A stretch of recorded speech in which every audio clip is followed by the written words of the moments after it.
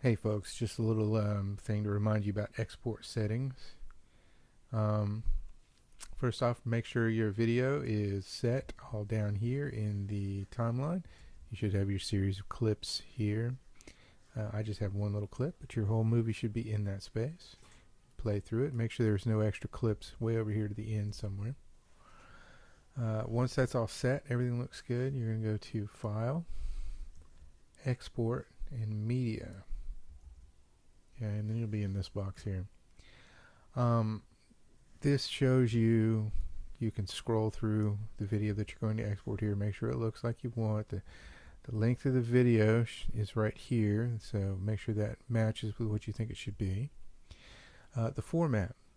If your video starts out as H.264 MP4, it should come up with that there. But if it's not in the format here, make sure you click the drop down, select H.264 there, and then make sure audio and video are selected if your piece has audio.